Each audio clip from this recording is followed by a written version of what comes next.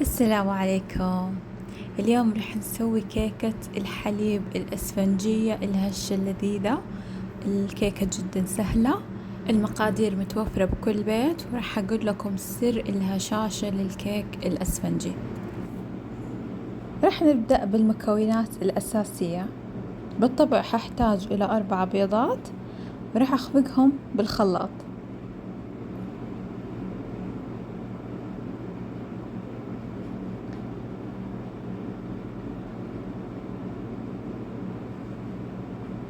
مهم أن البيض يكون بدرجة حرارة الغرفة.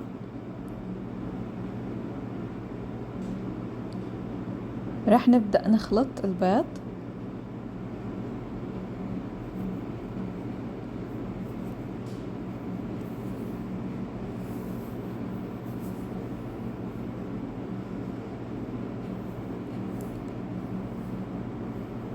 بعدها راح أضيف حوالي ملعقة صغيرة من الفانيليا. طبعا هي من أساسيات الكيك، الفانيليا والبيكنج باودر هي تعتبر أساسيات الكيك. راح أضيف رشة ملح.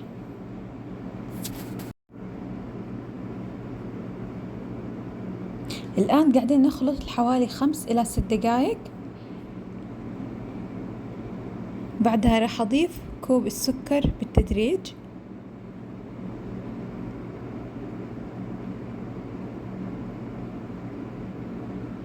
الآن راح أضيف الكوب الثاني.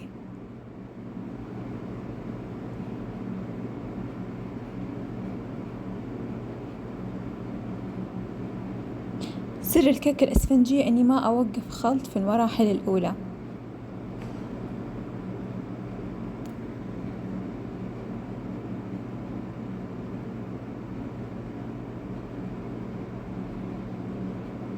الآن صاير البيض شبه كريمي.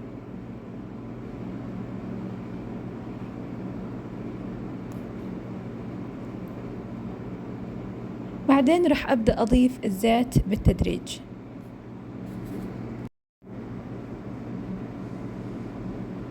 نواصل الخلط أثناء صب المكونات.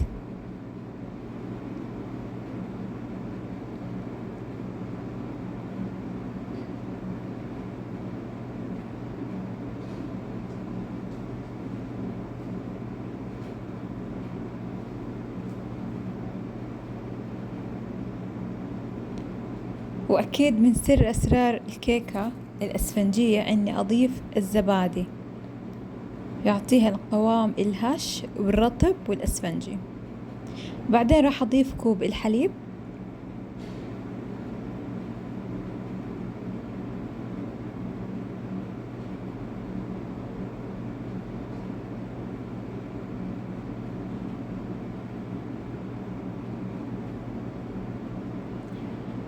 طيب الآن المكونات الجافة.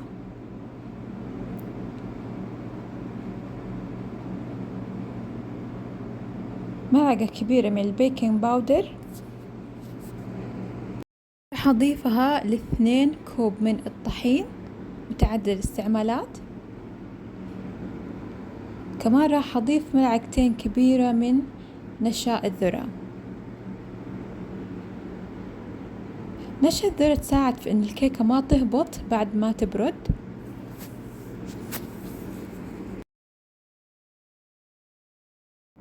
الآن راح أبدأ أنخل المكونات الجافة وأضيفها للمكونات السائلة.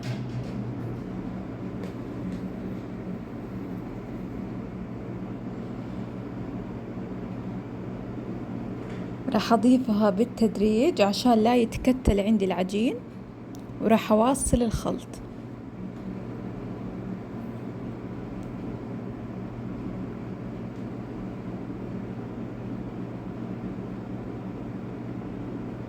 الآن راح أكمل إضافة طحين، وراح أضيف شوية خل.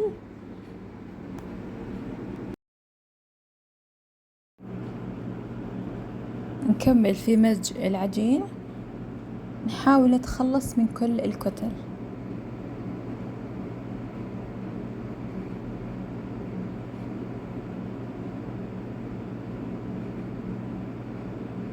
لا تنسوا الاشتراك والسبسكرايب وتفعيل الجرس.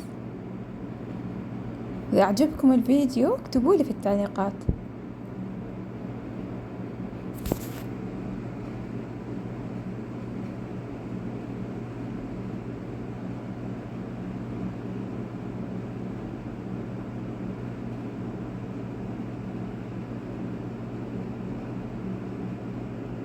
طبعا دهنت الصينية ملعقة زبدة، بعدين حطيت عليها طحين، بعدها راح أضيف عليها الخليط.